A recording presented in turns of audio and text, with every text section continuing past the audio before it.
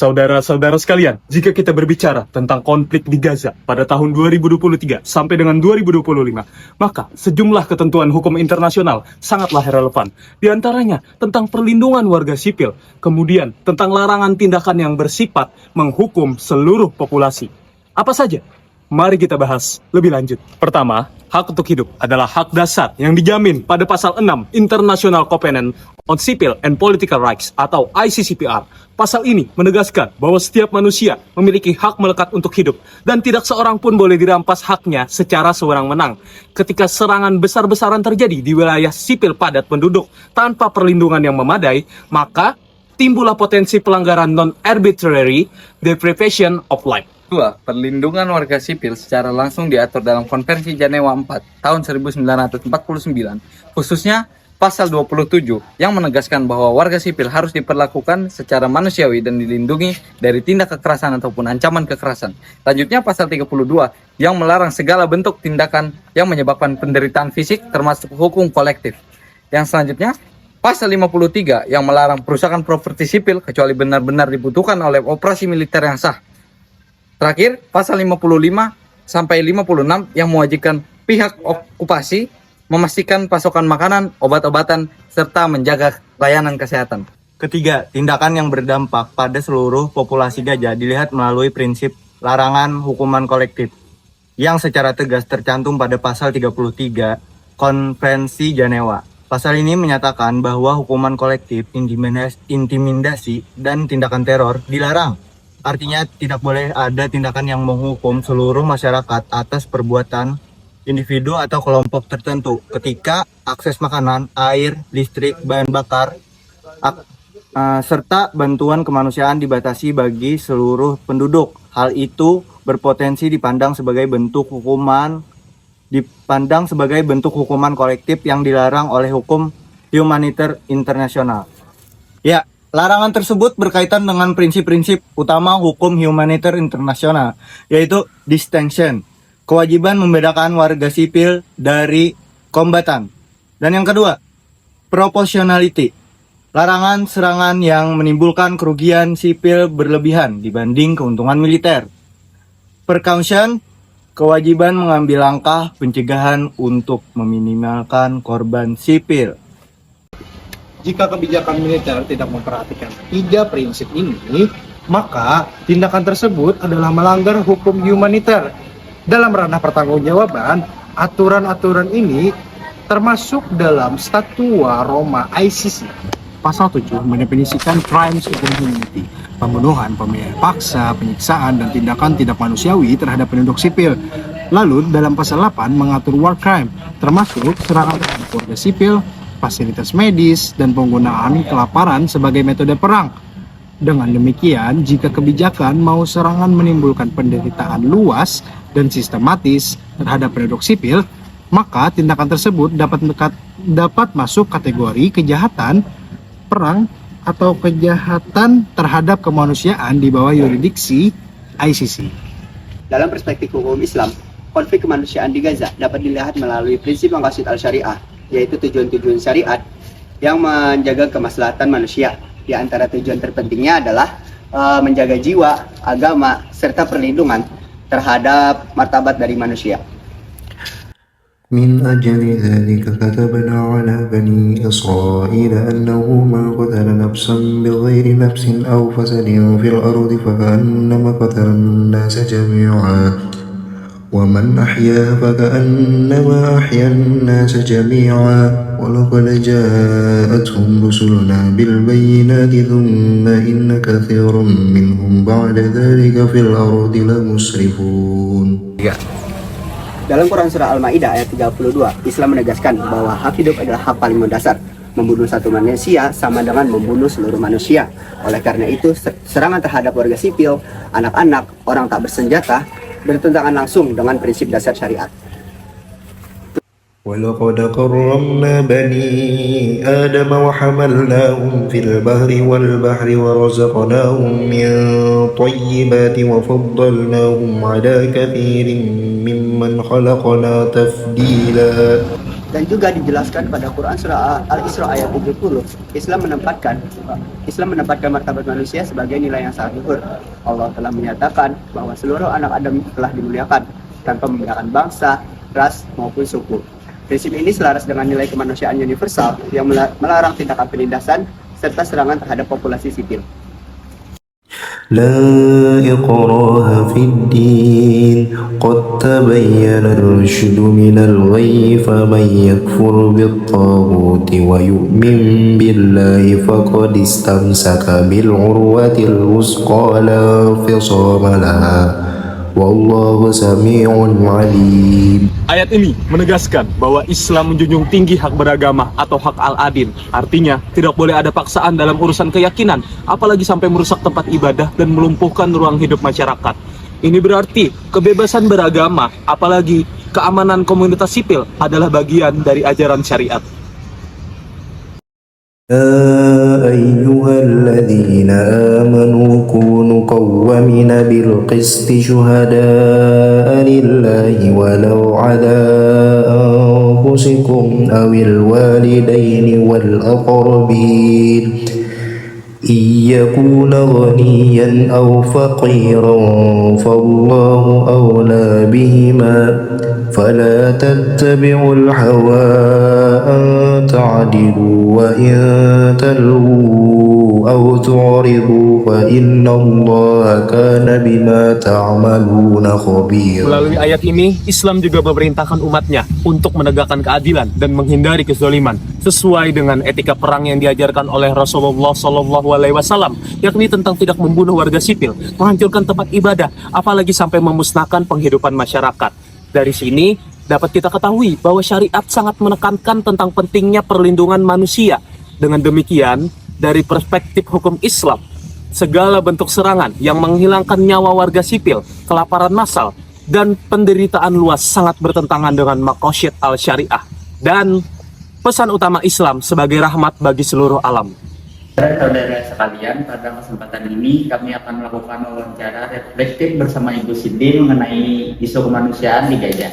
Sebelumnya terima kasih banyak Ibu atas kebersediaan dan waktu yang telah diberikan. Dengan izin Ibu, kami akan memulai pembicaraan dengan pertanyaan pertama. Dari perspektif hukum internasional, apa bentuk pelanggaran HAM yang paling jelas terjadi terhadap warga sipil di Gaza saat ini? Kalau menurut Ibu dari perspektif HAM, pelanggaran yang paling berat itu adalah menyerang masyarakat sipil. Menyerang masyarakat sipil itu sebetulnya sudah diatur di perjanjian internasional, khususnya Konvensi Jenewa tahun 1940-an. Nanti coba dicek lagi 1940-an. Itu sudah negara-negara sudah mengatur bahwa dalam kondisi perang masyarakat sipil itu tidak boleh terlibat. Rumah sakit, tempat pendidikan, dan lain-lain, termasuk masyarakat sipil dan lain-lain. Itu menurut Ibu pelanggaran HAM yang paling berat, dan genosida dan Dua, banyak nilai dasar dalam ajaran Islam seperti keadilan, perlindungan jiwa, dan kemanusiaan yang relevan dengan isu Gaza. Menurut Ibu, bagaimana nilai-nilai universal tersebut dapat membantu kita melihat konflik ini secara lebih manusiawi? ya, kalau Ibu menangkap dari dua pertanyaan itu ada dua kata, dari nilai-nilai Islam dan dari segi kemanusiaan. Kalau dari nilai-nilai Islam, menurut Ibu mungkin di masih Muslim atau Muslim? Kita Muslim dari dulu diajarkan tentang kebaikan, tentang saling tolong menolong, saling tidak menyakiti dan lain-lain. Ibu yakin untuk di agama lain, selama agama itu benar dan agama itu mengajarkan kebaikan, tidak ada agama yang mengajarkan tentang membunuh atau menyakiti manusia. Kalau agamanya benar. Nah, jadi pertanyaan itu yang nomor dua, yang kemanusiaan tadi. Ternyata menurut Ibu semua orang bisa mempunyai agama. Kita ngomong kita muslim, tapi apakah dalam sepanjang hidup kita bisa mengimplementasikan dengan baik ajaran-ajaran muslim dengan baik?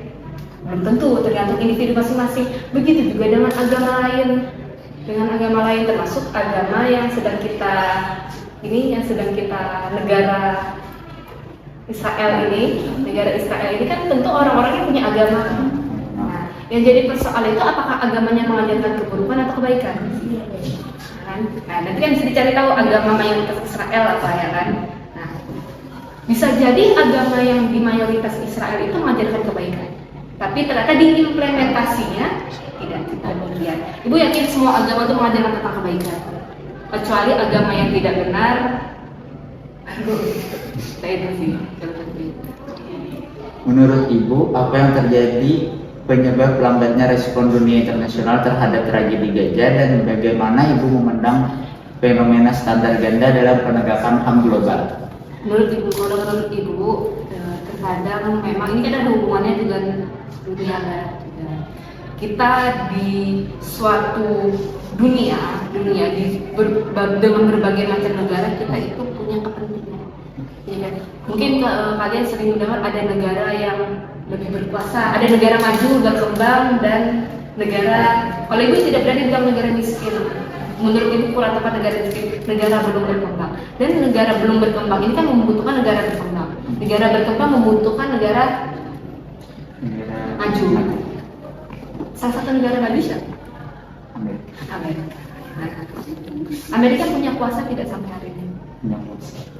Di belakangnya sedang konflik Gaza, ketika yang Gaza dan Israel ini sedang Israel siapa?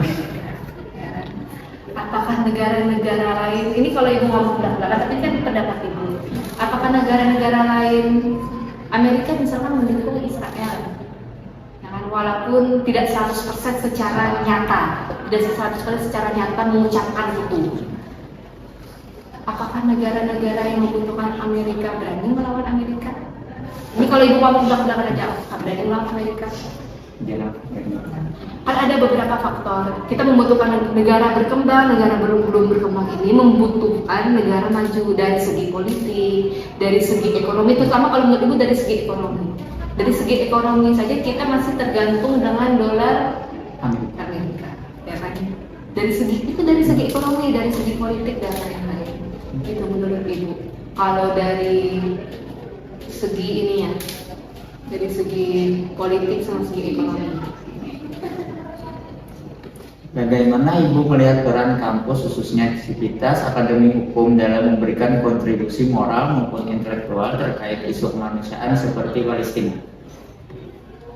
Yang pertama, menurut Ibu tidak hanya dari lingkungan kampus, kami dosen, bahkan Ibu mengajar di mata kuliah Pancasila, ya kan? Pancasila. Ibu selalu mengingatkan kalian tentang nilai-nilai dasar yang baik untuk menjadi sebuah manusia, menjadi seorang manusia itu seperti apa? Semua bisa menjadi manusia, tapi pantas tidak jadi manusia. Ibu tanya lagi ke kamu, menurutmu negara yang sedang berkonflik dengan Gaza ini apakah seorang manusia? Bukan manusia. Kenapa bukan manusia? Tega membunuh. Apakah itu sesuatu yang baik? Baik. Kenapa masih berlakukan sampai hari ini? Misalkan menjadi seorang manusia itu belum tentu punya kemanusiaan. Sama tadi seperti pertanyaan di awal kan, kita bisa belajar agama apapun kita bisa belajar, bisa tidak kita mengimplementasikan itu? Selama agama itu agama yang baik, kalau agama yang baik pasti mengajarkan yang baik. Kecuali agama itu agama sesat, nah itu baru tidak mengajarkan yang baik. Itu pertanyaan tadi yang keempat tadi. Nah itu yang pertama tadi. Terus yang kedua, ini kan kalian ini semester 1 nih, ya kan? Semester 1. Ibu yakin waktu sebelum kalian masuk di bangku perkuliahan di ruang akademik ini juga kalian juga punya sosial media, ya kan? Free Palestine, boikot dan lain-lain, ya kan? Itu salah satu mendukung. Walaupun terkadang memang diimplementasikan ada beberapa tuh misalkan kayak Ibu nggak ya misalkan kayak petaki ini boikot, ya kan? Boikot. Tapi kan ada dalam beberapa kondisi yang memang misalkan kalian mengikuti acara terus tiba-tiba dibagi-bagi, ya karena kan ada hal-hal yang memang tidak bisa kita hindari, ya kan? Itu salah satu. Yang kedua itu pengaruh sosial media. Pengaruh sosial media itu menurut Ibu sangat penting tentang boikot dan lain-lain. Yang ketiga itu, ini kalian sudah mulai masuk di ruang akademisi, sudah mungkin dosen yang lain juga sudah memperkenalkan apa itu jurnal dan menulis dan lain-lain. Menulis itu walaupun kalian mahasiswa hukum tidak harus 100% menulis itu tentang hukum. Tidak harus, tapi kalau bisa tentang hukum. Apakah harus di jurnal? Tidak. Sekarang itu sudah beda zaman. Kalian mau menulis argumen kalian tentang Palestina dan lain-lain juga tidak harus di suatu jurnal. Bisa jadi di di tempat media-media lain, misalkan blog atau misalkan di sosial media kalian bisa berargumen gitu.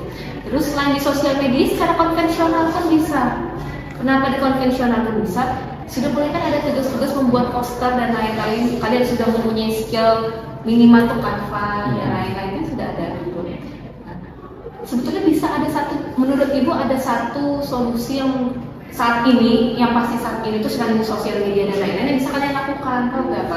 Membuat poster tentang Palestina ini segala macam, tempel di dinding ini, di mading-mading kampus, atau kalau kalian nongkrong, kafe kan banyak nih di Kalimantan Selatan Ibu tentang kondisi sosial sekarang ini kan ramai nih tentang kafe-kafe, banyak kafe-kafe di Banjarmasin ini.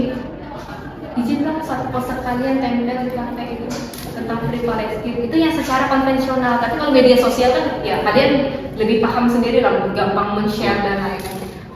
Kalau secara yang konvensionalnya bisa kok begitu, bikin poster satu kalian tempel di kafe-kafe atau di ruang akademisi gitu. Dan Ibu yakin tidak ada yang lain. Ada yang Pertanyaan yang kelima, dari sisi kemanusiaan dan etika, pelajaran terbesar apa yang seharusnya dapat dipetik mahasiswa dari tragedi Gaza saat ini? etika, kemanusiaan. Tadi ada etika dan dari sisi kemanusiaan dan etika. Makanya tadi yang Ibu bilang tadi, kita bisa jadi manusia belum tentu memiliki kemanusiaan. Kita punya agama belum tentu bisa mengimplementasikan agama yang lain. Ibu yakin negara yang berjalan Gaza itu adalah negara yang mempunyai agama, yang katanya mempunyai agama. Yang bukan sudah sulit, apakah agama di negara Israel itu mengajarkan kebaikan? Kalau mengajarkan kebaikan seharusnya tidak seperti itu. Tuh. Lalu tentang etika, ini menurut Ibu dua pertanyaan, etika dan kemanusiaan itu sebetulnya menurut Ibu sesuatu yang berbeda. Itu sesuatu yang berbeda dan maknanya pun berbeda. Tapi kesamaan dari Ibu langsung ambil dari dua kata ini adalah itu ternyata sifat dasar yang harus dimiliki manusia. Menurutmu, Ibu mau nanya, ini kamu sudah nanya, Ibu mau nanya kepada menurutmu, apakah tentara Israel itu yang kan di lapangannya kan mereka kan yang melanggar aturan kan tidak boleh masyarakat sipil, itu fatal menurut Ibu. Nah, terus jadi pertanyaan kenapa negara barat bukan? Karena di Israel didukung oleh negara barat. Didukung oleh negara-negara kan negara berkuasa. Jadi karena dia di belakangnya ada negara-negara berkuasa, dia juga merasa mempunyai kuasa dan dia seakan-akan berarti boleh nih melanggar perjanjian ini. Nah, jadi persoalan di depannya ada wanita, ada anak-anak dan lain-lain. Kalau kita secara manusia kan kita tidak tega. Nah, tapi kenapa tega? Itu berarti manusia itu sudah kehilangan tiga. Satu, entah mungkin logikanya sudah hilang. Yang kedua perasaannya, yang ketiga sisi kemanusiaannya sudah hilang. Nah, kalau yang tadi di perasaan itu nanti salah satu sama pikiran sama perasaan itu satu bisa dibentuknya di etika. Itu sih yang ketiga. Di sekian pertanyaan sama Ibu Cindy, terima kasih Bu atas waktunya. Assalamualaikum warahmatullahi wabarakatuh. Tragedi Gaza memperlihatkan bahwa kemanusiaan bukan sekadar empati, tetapi keberanian bersuara ketika ketidakadilan terjadi secara terang-terangan. Berarti memberikan ruang bagi rakyat yang tertindas untuk mendapatkan hak mereka. Hidup, merdeka, dan aman, hak paling dasar bagi setiap manusia, dan mereka berhak mendapatkannya. Kasus Gaza adalah ujian moralitas global, di mana menuntut penegakan kemanusiaan universal dan keadilan imparsial bagi warga yang tertindas. Dengan kita menegakkan keadilan untuk Gaza, kita juga menegakkan kemanusiaan untuk seluruh dunia. Sebab, kegagalan di sana merusak standar moral kita bersama. Bagi saya, kemanusiaan adalah memastikan bahwa anak-anak, perempuan, dan warga sipil tidak dijadikan korban konflik politik dan militer. Bagi saya, kemanusiaan di Gaza mengingatkan setiap nyawa memiliki nilai yang sama. Lalu, tidak ada alasan satupun yang dibenarkan mengenai hilangnya ribuan jiwa yang tak berdosa. Bagi saya, Gaza adalah cerminan paling jelas bahwa kemanusiaan telah gagal ketika dunia membiarkan ribuan, bahkan jutaan warga sipil dibunuh tanpa perlindungan. Seharusnya keadilan berpihak pada mereka yang tertindas, bukan pada kekuatan yang berbunyi paling keras.